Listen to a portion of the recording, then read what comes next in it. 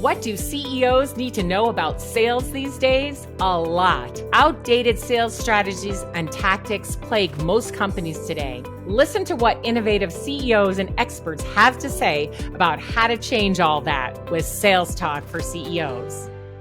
I am excited today because I got to meet the guy who created over 1 billion in revenue pipeline across 1,200 organizations. That's amazing. Welcome, Kevin. You are the founder of Leadium, and I can't wait to hear your story. It is great to be here. Thanks so much for having me. Well, we had a really great chat before we even started recording, so we're going to get some of that into the conversation today. All right, so Leadium, sounds like you do something with leads, I'm guessing, and I know everybody listening out there really would like to have more leads today. Our salespeople just simply aren't having enough conversations, and we know that the only way we can get more sales is when salespeople do have conversations. So tell us a little bit about Leadium. What do you do? Yeah, at Leadium, we are, the easiest way to put it, a sales development outsource agency. So we are engaged by clients to come in and figure out their top of funnel. How do we build the SDR function, but reduce their risk by not having to hire SDRs and bring on technology and figure out data? How can we do that all very programmatically for them and in turn deliver, qualified leads? So the goal is to build an in-house caliber sales development function. So the same practices, principles, strategies, approaches, high quality aspects of it, but by doing it outsourced. Wow. And it sounds like your company will provide everything. So you talk to the CEO, find out what kind of leads they need to generate, and you build the lists, you even do the messaging. Yeah, we put it's 5 pillars really. One is strategy. Strategy is all encompassing. What market segments are you targeting? What buyer personas within those segments? Do you already have messaging figured out? Your go-to-market messaging figured out for each one of those segments? Do you already understand your close ratio for each one of those segments? So there's a lot that plays into the strategy aspect of Outbound.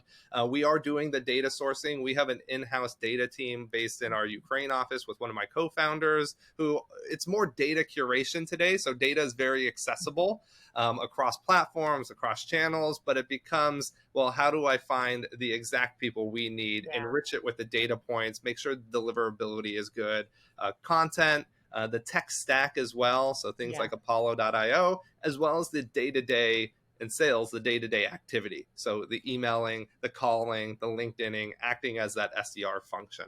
Well, I know firsthand many companies who have failed miserably at creating a productive SDR team. And so I am a big believer in outsourcing. And there are a lot of companies out there that will outsource, but I know that some deliver better than others. And so that's an important thing for people to note. So we'll come back to giving a little advice on how to choose a great outsourced SDR team in a minute. What I really want to do is take you back to 9 years ago when you started Leadium. And I know that you had never done sales in your past. You have a long and winding road to get where you are that did not include sales, which is true for many founders.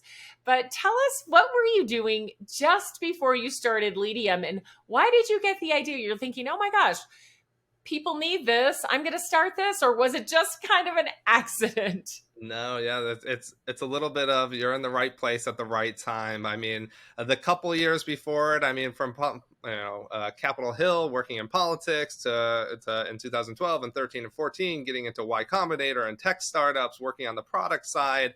I think the epitome of why get started in sales was I was always on product customer success, and you saw this need of who cares how good of a product you built, who cares, what amazing things you can do if you don't have sales. And I think you see this on Shark Tank all the time. It's, hey, what are the sales? Who cares what you developed? Who cares how amazing you think it is? What are the sales? Because sales tells you, hey, you actually have something that solves a problem that people are willing to pay for and use. And that's kind of that epiphany that got me out of customer success and into sales. It just happened to be at the right time that in this 2014 time period that sales tech was starting to slowly take off. Mhm. And at that time, there was a few of us co-founders who saw, hey, we're not tech people, right? I'm a customer success person. I'm a Yes, product person. I'm not a tech. yes. I can't develop code. I don't know what code is. But what if we become one of the primary agencies that utilizes tech, who understands how it all works, who understands the data side of it, and can start to create this outsourced agency world and really play the tech world in that aspect. And that's just what we tailored to do. Yeah, and that's interesting because there are a lot of tools out there now and Yes. many people don't know how to use them. So having someone who is expert at it to use them and do the job is really important. How did you come on to the messaging side of it? So we know that that's part of the problem. A lot of these companies have these tools that will automate things, but we're just automating really bad messages to go out more frequently and really spam up my inbox, you know? I know. So messaging is I think it's the 9 years of buildup of experience. It's crazy to think that if you're doing outbound for the first time, most SDRs are 22, 23, 24 Right. years old. And if a company says, hey, just figure it out, of course they don't know. They don't know. When I got my first job, I didn't know how to write an email. I had to get coached with my colleagues on how to write a business email, let alone be prospecting and trying to sell a Yeah. company. So what we've been fortunately able to see is this change in messaging from 1 year to the next to the next. And as an agency, inherently, what we have to do is be front thinkers of where is the market going to. If Yeah. you're using a marketing strategy today, we've already stopped using it, because if you're using it, it doesn't work anymore. Right. And so we started to do that. And then, of course, in 2022, 2023, what you start realizing is, hey, you're actually prospecting to a human, right? To the human behind Oh, it. pause right there. I'm sorry. You said what? What? I'm prospecting to a human? I know it's a crazy thought. I don't get it.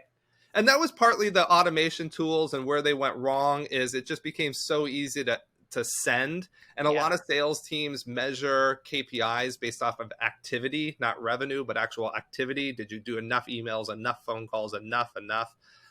Where really you start to learn, hey, you consume media differently. You consume email Yeah. differently than phone, and you consume differently than I do. The words, Right. we like different books. We read differently. Our reading styles are different. So you can't just one size fit all. And that's really on the messaging what you need to kind of hone in on, and how it all layers back to your kind of market segments that you're targeting. Well, years ago, and I've talked about this before on the show, when I was young, which was a long, long, long, long time ago, there was no internet, and people who bought things had to talk to me to get information, Right. right?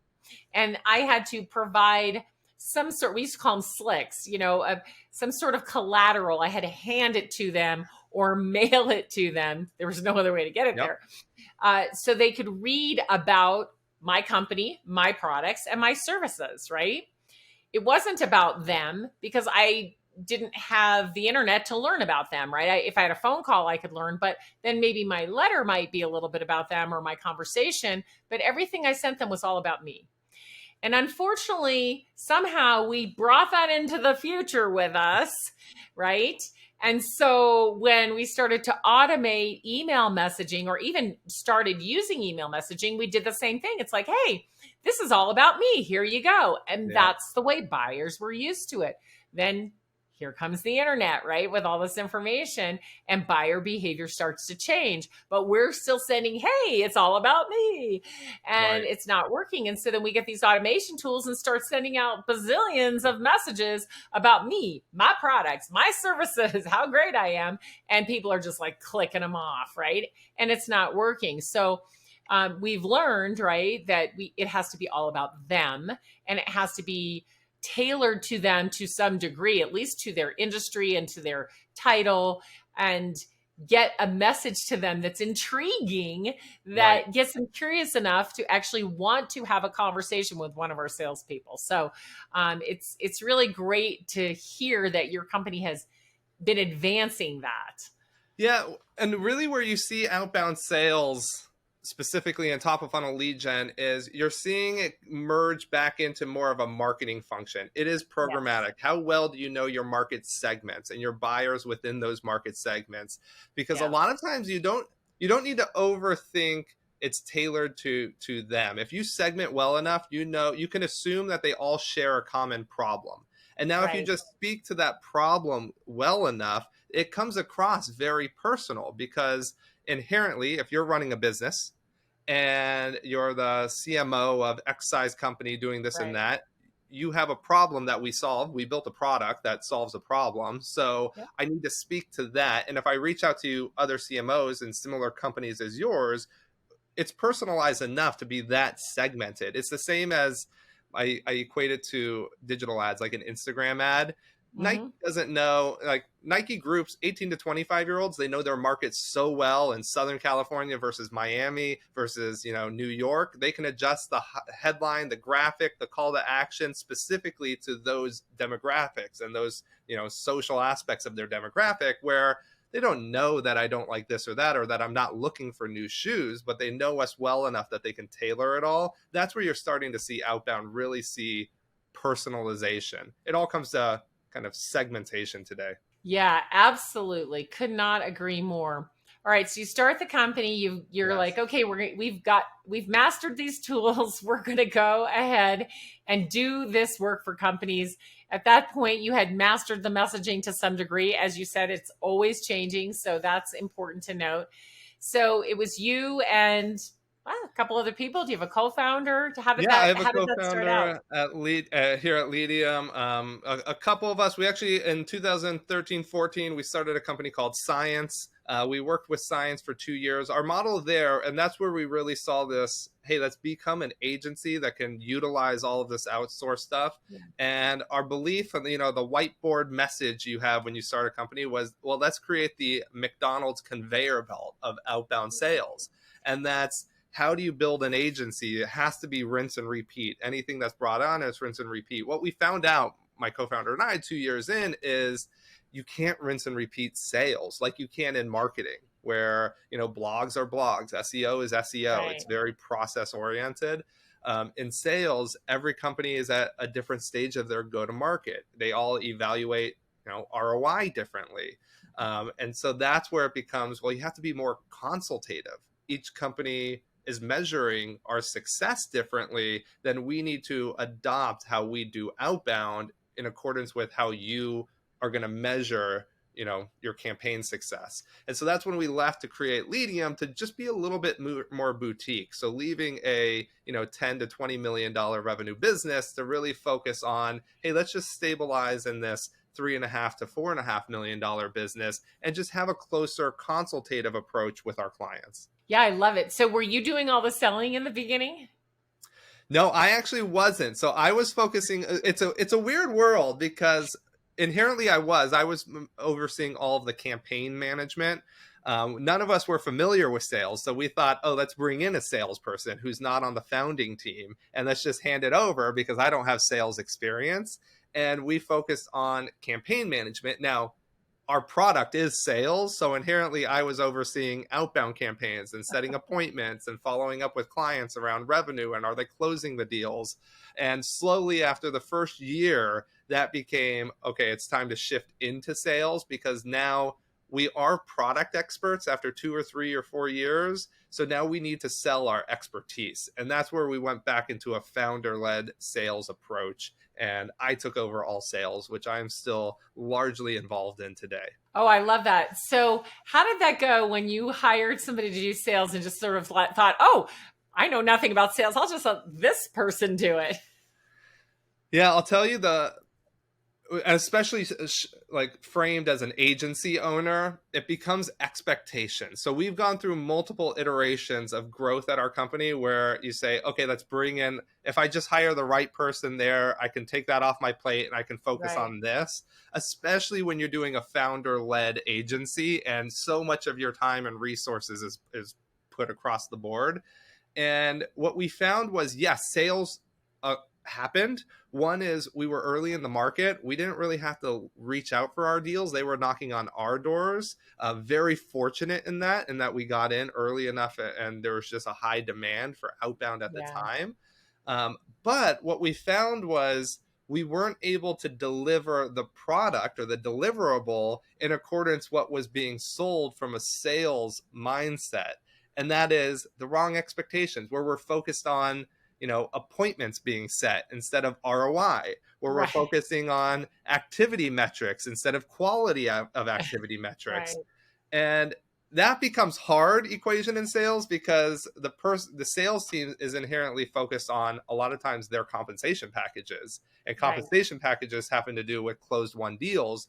And oftentimes, and I've been on the customer success side, customer success managers aren't compensated for the longevity of clients, even though the success of a client has more to do with the program team and the product versus the sales rep. But a lot of, especially enterprise sales reps, making commissions years after a close and a sale, it's a weird environment versus the product team who's actually leading the adoption and execution.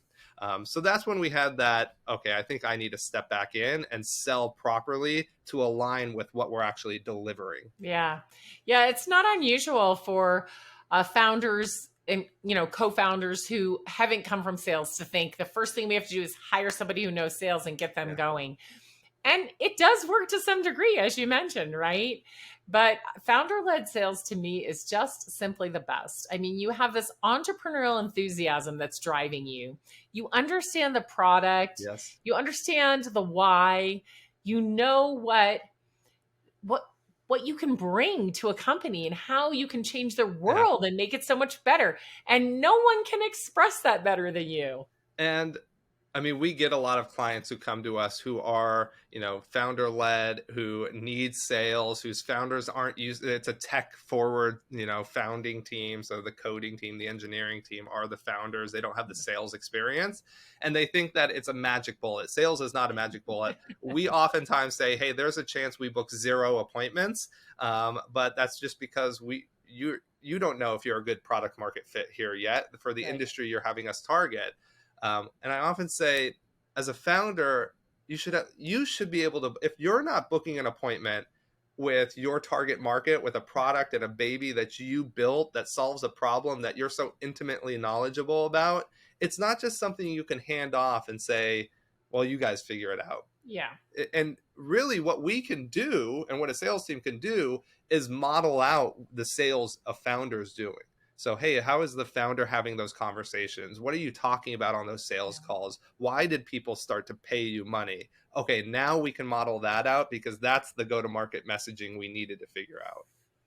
Yeah, that is exactly right. And I think that's the beauty in having the founders do the sales in the beginning. And if they're smart, right, they write down what they did, they write down what worked, they write down what didn't work. And those first salespeople they hire, they just stay with them all day long, every day, and let them Yep. watch and get them to see this is how I do it. You may do it a little bit differently, but I want you to see how I'm having success. What is working? What words I use? What stories I tell? Right. How I listen to the customer? Just all of the things, how I guide the customer through the decision making process, and let those salespeople really soak that in from the founder. They become such better salespeople if that can happen. So it is truly amazing. And I mean, So for one of those points for us, when you think about how did we lead sales from day one, because we were in a competitive space too, a new competitive space for us. One thing we always said was, hey, we have to have a brand. That's going to lead the way because it's a competitive market. People are giving us money. If we're on a sales call and they're evaluating 2 or 3 or 4 different product options or solutions, do we really need this? We have to have a brand that says this is what it is. And when we started Leadium, our battle cry, and still one we use today, is we are the Deloitte in the room. And that means if you think about outsourced sales companies, you probably get 100 emails. Everyone gets 100 emails from 100 different pop-up sites that have ClickFunnels websites. And our battle cry was, hey, if you're going to take a call, you're going to be evaluating. We show up with briefcases and suits, and we drive the confidence that we know what we're doing. Like, we don't care about the people. Like, it's easy to start a marketing agency. It's easy to start an agency. So we had to build the brand. And by building and focusing on that brand, we actually developed it around what our clients were telling us they were caring about the most when they chose to move forward with us. Love that. Okay, so you hired salesperson, then you went back to founder-led Yeah. sales. Where did it go from there? So how long did you do founder-led sales, and what did you learn that helped you start building to where you are today with your sales organization? Yeah, it's a double edge, and I'll get to the end of it because we still are founder-led sales. We now again have a sales rep who handles all of our discovery and post calls and the pipeline management. So we have two people who kind of handle that core function. I'm on any closing calls. So for us, we still say, hey, we need to partner with the right clients. And you also need to know that we are boutique. So I have to still come in, and that's what that is our product. So I can't remove myself completely from it if that is the messaging we're putting forward. So it's an unfortunate side, but I can automate and manage with the sales team all of the other steps before then. But before we got to there, we did scale it. We grew to 4 sales reps. So after I went back to founder-led, we then said, okay, well, now we want to scale back up. So now you're having these competing thought processes as a business owner of, okay, we're back in a good spot. Let's scale the operation again. Let's go to 10 million in revenue, right? Because if you can normalize 4 million, and this is true amongst tech agencies, whatever it is, if you can normalize 4 million in revenue, suddenly you say, oh, it's been a year, 4 million's good, but why not 10 million? Why not 20 million? And then you start to say, well, we learned from the last time, let's do it differently. And so that's what we did. We hired reps. We scaled up. We built a 100-person office in the Dominican Republic. We started to grow the operation. But then what we noticed on the backside was quality was diminishing again on the service side. And so we were churning clients more because we weren't involved as a founding team. The relationships weren't there. And it was impacting what I had just touched on, the brand. And as soon as we saw that the brand was being tarnished in one way or another, we said, hey, we need to hit the repeat. The brand is what we are. And so that's when we went back to founder-led after COVID in 2021, 2022. And now where we are in today's iteration, which is quasi-founder-led and quasi has a sales team running, the top of funnel as well as through the opportunity pipeline. So I don't need to be on discovery calls and follow up and contract negotiations. However, I can involve myself in almost having a conversation, but at the same time, at the back of my mind, qualifying a client on, do we think that they're going to be good for us? Nice. Wow. Yeah, that sounds like a really efficient way to sell because you've got the things that can be automated and done by a person who, can do them very well. And you come in at the point where you need to come in. And I always say that the CEO has a role in sales, Right. but that role will change as the organization matures. Right. Right.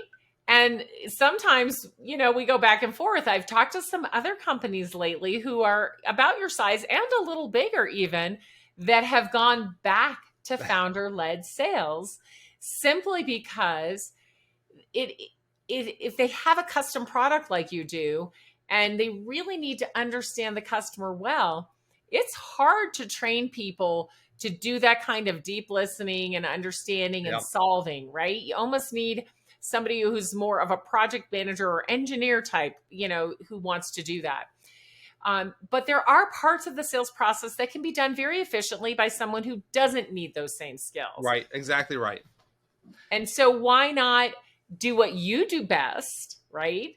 And let somebody else do the other part and teach them to do it so well that it just feeds you. And these customers come in and you understand them. So the quality, you're able to serve them, the quality is going to be high and they're going to be happy in the end. Exactly right. And I think the way we evaluated it was where, even as we moved out of founder-led again into this quasi approach, it was, where am I being the roadblock to, pipeline if I am leading sales calls? And so suddenly that roadblock became contract fought like writing a contract. Well, of course, I'm as soon as I'm off that call, great call, they want to move forward, need to send them a contract. Contracts take 15 minutes to write, and at the end of the day, a small task. However, there are more important tasks. There's now an HR question that came up that I have to jump to. And then most CEOs, you're going to have a lot on your plate. And so it takes a while to come back, and it might take 1 day or 2 days. So you had a great call, great conversation, great relationship being built, but now you're running into roadblocks that you're getting in the way. I will say that the advantage of, always being involved in some way or another, and we deal with a lot of clients Yeah. whose C-level team are not glued into sales process whatsoever. And I can name them off right now where we struggle in consulting and saying, hey, you're having us do the wrong thing. And they say, no, this is what the market cares about. And we would say, well, you take a phone call and you listen to them say that, hey, we don't care about this. Like, we don't need this. Thank you anyway. And like, that's the truth. So I think there is a lot of stock in the idea of listening to how, because what we found is every few years, the buying cycle changes. What customers care about changes. What they're thinking about changes. So it's good to kind of reset and hear, hey, how are you evaluating to move forward with me versus another? Because now I can adjust how we go to a market ourselves.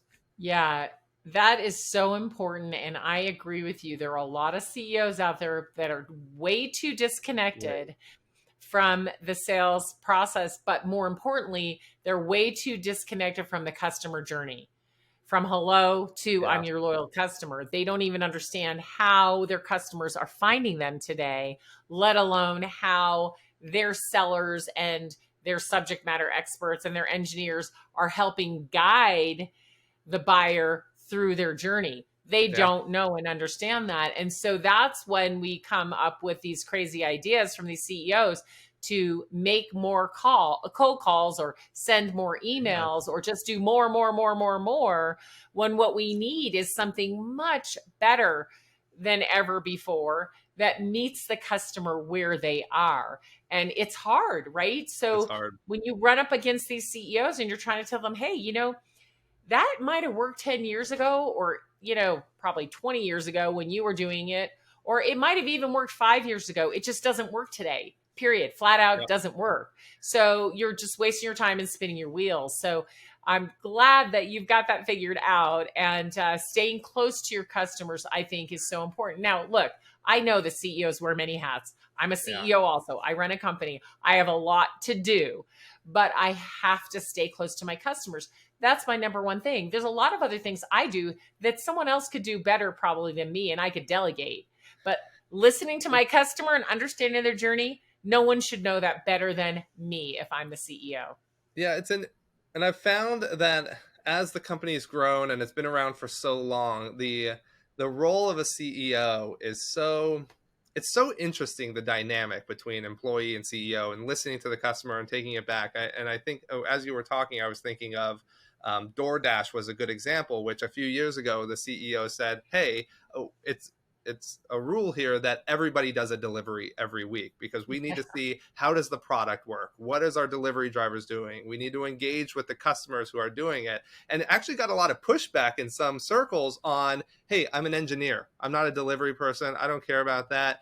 And like, it's an interesting pushback because from a CEO perspective, it's no, but no matter what role you have in the company, we should understand what our product does. And I understand it's not your function, but you should understand our customer and the journey and Yes. what they're doing because it has something to do with your job today. And I think you see that a lot, which is an interesting, as I've grown into the CEO role, of you do get a lot of, when things are good, it's great. And then when people don't understand the world we play in and why we're taking sales calls, and why, because I get it a lot of times, hey, if you're on the sales call, how are you leading this company?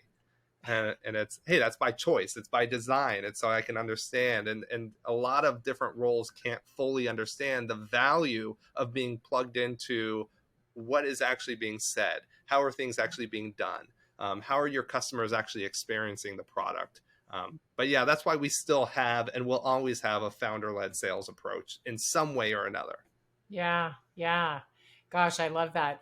So from, growing your company and having lots of leads to start off with, which was amazing. Hiring salespeople, growing a big team, Yes. and then, oh my gosh, that didn't work. Okay, let's scale back a little bit, and kind of deciding what size company you want it to be, right? And getting the sales just right for that. Where are you going next? So what have you decided? What is your sales team going to look like in the future, and where are you Yeah, going? no, it's an interesting time because I know you and I were talking just before this on like, hey, the sales market and how it lives. I think we're at the point now, 9, 10 years, where we're a very strategic team, a very programmatic approach, and we're analyzing growth on what is the next step. Do we maintain just what we do and focus on brand and better experience and reduce churn even further? So we focus on Yeah, reducing churn, because if we have to sign fewer customers to maintain revenue if we lose fewer customers, so we can be more selective with customers. right. So there's a whole advantage to reducing churn. We're also analyzing, do we now go after a strategic exit where, hey, we do marry really well with PE firms who own $20 million marketing agencies who don't have a great sales function, who don't have upsell abilities for their current clients, where they can actually, upsell their current client Rolodex, where you can plug and play our C-level management because we're so good at sales and we know this world. Is there a strategic roll up that we can actually pursue because of how we built the company? Or do we just do a slow growth like we've kind of done? Those are kind of where we look at constantly now, probably every quarter, on where do we want to focus. Right now, we like on this call, we do see, hey, if there is a PE potential, what does that look like? And what's interesting is with each one of those doors, A, B, and C, it dynamically changes how we approach our business. Yeah. Because if you want to chase an acquisition, which the market's ripe for, there's activity in, other companies have been sold, then it becomes, hey, well, we need to increase our revenue because your multipliers are on closed revenue or booked revenue versus EBITDA. So your margins you don't need to protect anymore. You just need more sales. So that's fire up the engines that might have been turned down for a while. If it's maintained, it's the churn game that's focused on client experience. So it's a weird dynamic that we're kind of evaluating in real time here at Leadium. Yeah, wow. Well, wonderful to have so many choices. That's what Yeah. every CEO wishes. I would be remiss if I let you get off of the show without having you talk a little bit about what it's like to generate leads today and why companies are struggling with that so much. So, what can you say to all our listeners out No, it's there, the CEOs and all of those who support CEOs, yeah. about lead generation today?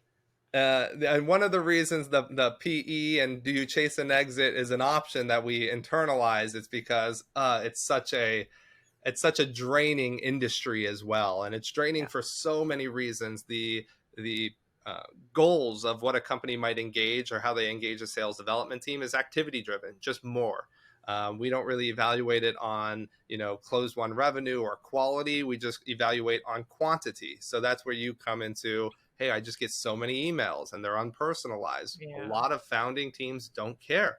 They just say we need deals at all costs. I don't care. Our market's so big, just fire cannons and hope that we get some demand.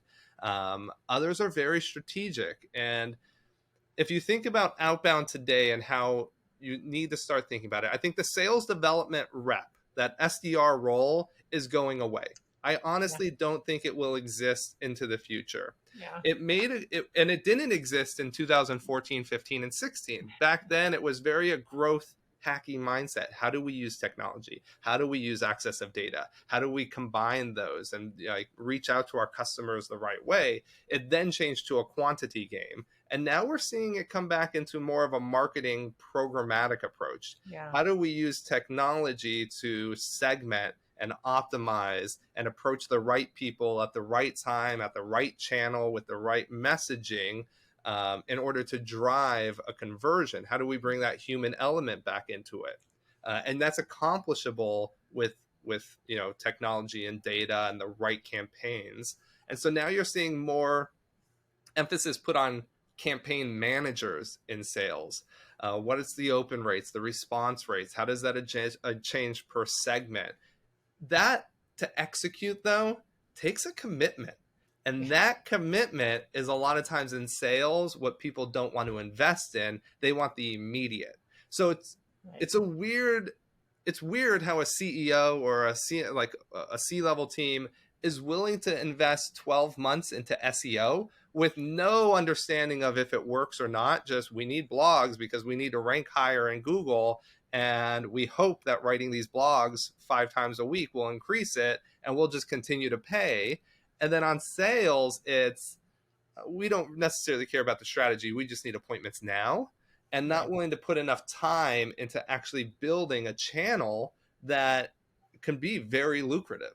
Yes. And it does take time. And, for all of you listening out there, that is really something you have to understand. And I think some mindset shifting has to go on with the CEOs and the leadership to understand how the buyer has changed and how the tools have changed the way selling happens, and the messaging has to change. Yes. And that it is just a completely different game now. So that, yes, humans still make a decision the same way, but you've got to get to talk to a human to help them make a decision. And you're not even getting to talk to them. So you really have to change your approach dramatically. Right. It can't just be a small change right now. Everything has to change. You have to re-look at everything that you're doing. And SDRs have not been effective.